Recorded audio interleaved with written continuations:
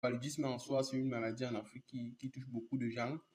Si on pouvait faire un modèle pour ça, et moi j'ai déjà été victime de cette maladie, donc j'ai pris le projet à cœur. Et j'ai pris le projet à cœur, j'ai décidé de le réaliser.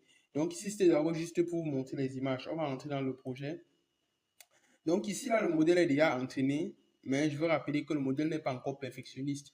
On est sur des losses qui vont aller de 0 à de 0,1 à 0,2.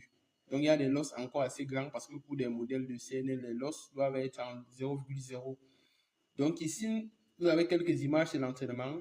Ici, là, je rappelle que c'est un modèle totalement fait en Rust. Le modèle est totalement fait en Rust.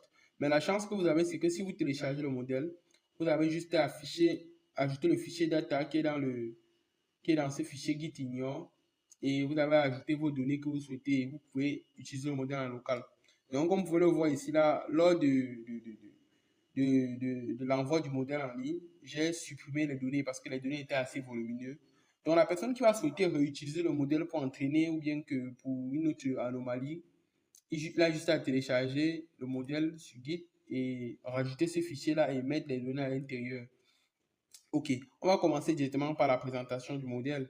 Ici, là, comme je vous ai dit, on a dit il y a des détections de CNN avec Burn. On a utilisé un framework parce que déjà au départ, sur le projet, j'ai essayé de coder un modèle en dur sans framework.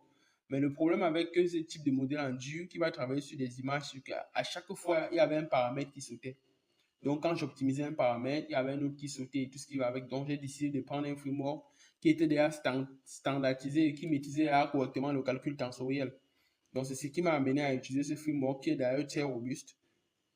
Ici, on a un aperçu du projet. On dit que le développement d'un système de détection automatique de paludisme par l'analyse d'images de frottis sanguins en utilisant un réseau de neurones convolutifs implémenté en Rust Burn.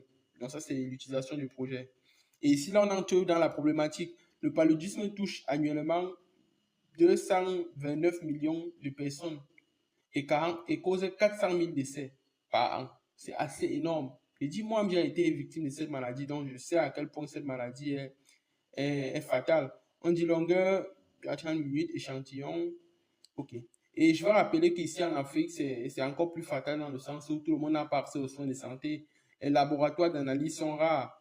Et vous allez voir qu'on récupère les frottis sanguins, généralement dans les hôpitaux en Afrique, qu'est-ce qu'on fait? On va aller dans un hôpital spécialisé, loin, ce qui va prendre 2 à 3 heures de temps pour pouvoir avoir des scanners là-bas, je ne sais pas quoi, avant de scanner l'image. Donc l'application, parce que je projette continuer ce modèle pour le mettre dans un serveur, l'application va permettre de prendre des photos de frottis sanguins au final et de sortir un diagnostic complet. C'est ce que je souhaite pour ce projet et c'est comme ça que